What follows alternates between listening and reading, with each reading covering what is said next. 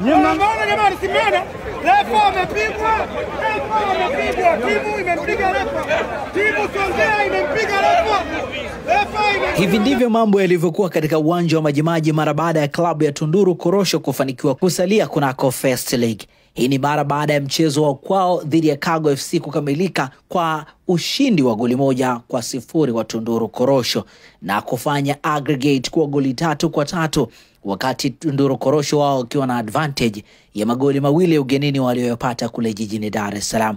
Malalamiko ya kutotendewa haki ndiyo yakafanya baadhi ya wachezaji wa klabu ya Kago kutoka kule Dar es Salaam kurusha ngumi wakipiga muamuzi kisha kumpiga mlinzi wa kiwanjani Steward. Mara baada ya rabsha hizo za hapa na pale ambazo zilitokea mara baada ya dakika 90 za mchezo kukamilika, hapa tumepata fursa ya kuzungumza na walimu wa timu zote mbili. Kwanza ni kocha wa Kago FC ambaye yeye ni mgeni katika dimba la Majimaji. Kubwa timu yake ndiyo ambayo kwa namna moja ama nyingine imefanya vurugu katika mchezo.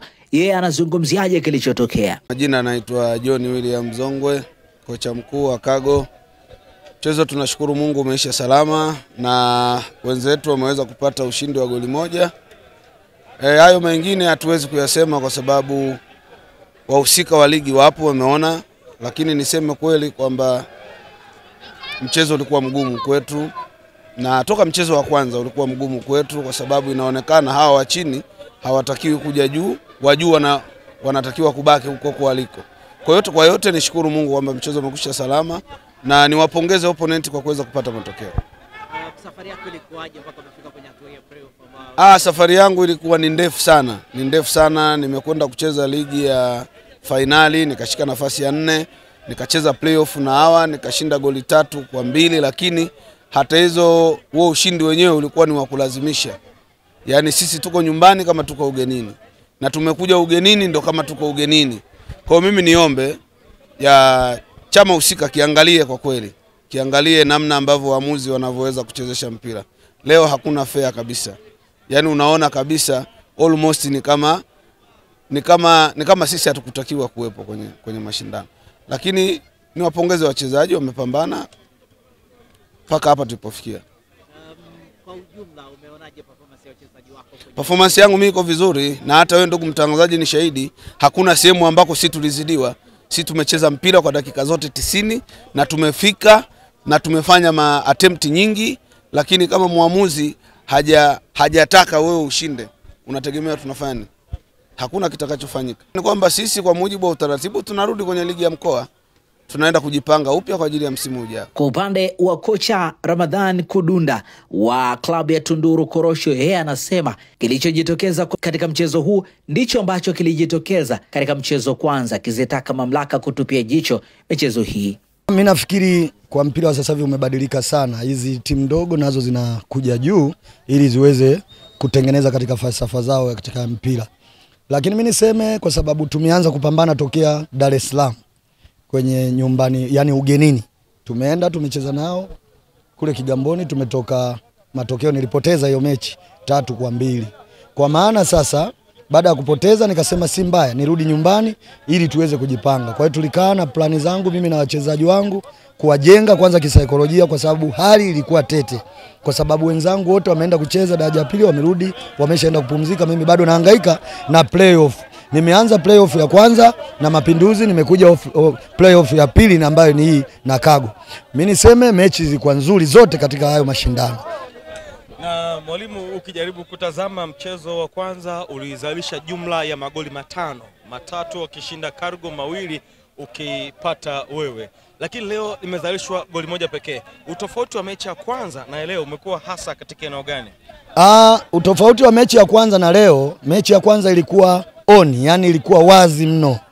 Ila hii mechi ya pili Kago tayari walishakuja na kujilinda, kwa sababu wao wana kitu mkononi, goli 1 ambalo walikuja nalo hapa. Kwa hiyo nadhani mwalimu wao labda alijaribu kuwaambia wazuie, walinde hilo goli lao. Lakini mimi nilikuja na approach yangu muda mrefu kwamba mimi sasa nahitaji nipate goli moja au nipate goli mbili. Mwisho wa siku nimeenda kupata goli moja kipindi cha kwanza. Nikaona kipindi cha pili nisukume kwa mpangilio. Kwa maana nishambulie kidogo, nizuie hichi nilichokuwa nimekipata. Na ndio maana umeona hii mechi imekuwa ngumu sana. Haijazalisha magoli mengi kulingana na walimu wote wawili kuwa na taaluma zao vizuri za mpira za kujua nini kifanyike. Falsafa ya mpira inatakiwa kwanza ujue nini kifanyike ndio uende ukafanikiwe. Lakini ukija kusema hii timu mimi nacheza nayo daraja 3 nina uwezo wa kufunga 6-7 ni ngumu katika mpira huu sasa hivi ulivyokuwa umebadilika. Kwa sababu mpira upo wazi na hata leo unawaona wa daraja 3 wanalalamika saizi hapa, lakini mimi sijaona sehemu ambayo mimi nimesaidiwa. Waamuzi wamekuja wameshafanya sheria zote. Goli langu mimi nimepata kipindi cha kwanza clear. Hajapiga kelele. Lakini tokea tumbe kwao hizi ngumi zilikuwepo. Tupo kwao lakini walianzisha ugomvi kuwavamia waamuzi. Na leo tena wamekuja hapa wamepiga waamuzi. Klabu ya Tunduru Korosho rasmi sasa imekwisha uzwa na sasa hivi inaelekea mkoani Iringa kwa mmiliki mpya mara baada ya waliokuwa wamiliki wa klabu hiyo kushindwa kuweza kuiendeleza kwa uzuri. Na hapa nimepata fursa ya kuzungumza na moja kati ya viongozi. Huyu ni mratibu wa Tunduru Korosho ambayo imeuzwa sasa hivi mkoa wa Iringa. Anazungumza mchakato mzima kuhusiana na namna ambavyo klabu imeuzwa, lakini pia nini mikakati ya klabu kuhakikisha inakwenda mbali zaidi. Naitwa Dennis Gaspar, ni mratibu wa Tunduru Korosho kwa sasa, lakini hapo baadaye ni kweli ulizungumza kwamba timu imenunuliwa. Timu tumeshachukua na itahamia mkoa wa Iringa. Hivyo kwa sasa tuko katika mipango mikubwa sana ya kufanya kuwa timu bora ndani ya Tanzania, na hili tunawaahidi kwa sasa. Hivyo basi kama uongozi mpya wa timu hii tutakwenda kubadilisha jina. Haitakuwa hivyo, siwezi kutaja jina kwa sasa hivi, kwanza iwe siri, lakini tutakwenda katika kuhamasisha zaidi mambo ya utalii. Kwa hiyo jina tutatoka katika baadhi ya wanyama hapo baadaye. Kwa hiyo wachezaji tumewaona, mmewaona, timu imefanya vizuri kwenye mechi hii kwa sababu ya maandalizi ambayo tumeweza kuyafanya. Vijana walikuwa katika changamoto mbalimbali za kimpira, tunazungumzia hivyo, lakini baada ya kukaa chini tukagundua tatizo ni nini, tukaweka kambi maalum mikoa mbalimbali. Tulikuwa tunapita, tumetoka hapa tukaenda Mwanza, tukaweka kambi Manyoni, tukacheza mechi. Kwa hiyo kawa na mechi nyingi sana za kirafiki, ndio tukapata muunganiko, kwa sababu timu ilikuwa kama vile imeshapotea katika ramani, ilikuwa ina bora iliende. Kwa hiyo hizi mechi 4, hizi 2 za mwisho kati ya wale Mapinduzi na hii hapa ya Cargo, tukaichukua timu katika weka kambi katika ubora hali ya juu, vijana wapate huduma zote ambazo wanahitaji, na ndio maana unaiona iko katika hali hii. Kwa hiyo sasa hivi tuko katika kwenda kuendelea ili ya la pili, tutakwenda kufanya usajili bora kabisa ambao kwa hakika tumekutana na wachezaji wengi katika mikoa yote tumepita. Na katika hili, baada hapa timu itaelekea Tunduru kwanza kwa ajili ya makabidhiano, au baada hapo sasa ninyi safari moja kwa moja kuelekea Iringa? Na je, kambi hii ya timu itavunjwa hapa Songea ama itakwenda kuvunjwa Tunduru? Swali zuri. Kwa sasa timu imeshakabidhiwa mikononi mwetu, dokumenti zote tunazo. Kwa hiyo tunasubiri uongozi wangu wa juu tuone tunavunjia kambi hapa au tunaipeleka Iringa kavunje kambi, then wachezaji watawanyike wapewe maslahi yao na kila kitu. Kwa wale ambao tutawahitaji tutawaita, ambao hawatahitajika basi tutafanya usajili mwingine, sababu timu ile usajili utakuwa uongo. Kwa hiyo kwa kifupi, mlisha ichukua Tunduru Korosho ya kuwa ya kwenu na kila kitu mmefanya ninyi na sio watu wa Tunduru tena? Ni kila kitu unachoona. Kambi zote, mechi ya kwanza tulicheza hapa Songea na Mapinduzi ilikuwa chini yetu.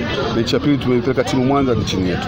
Mechi ya tatu ya pili ambayo ni Cargo Dar es Salaam ilikuwa chini yetu. Imekuja hapa iko chini yetu na habari iko chini yetu. Kwa hiyo kila kitu tunacho. Swala ni timu yenyewe sasa kuweza kuangalia maslahi ya wale waliokuwa kwenye timu. Hilo lazima tuangalie. Hawa ni vijana.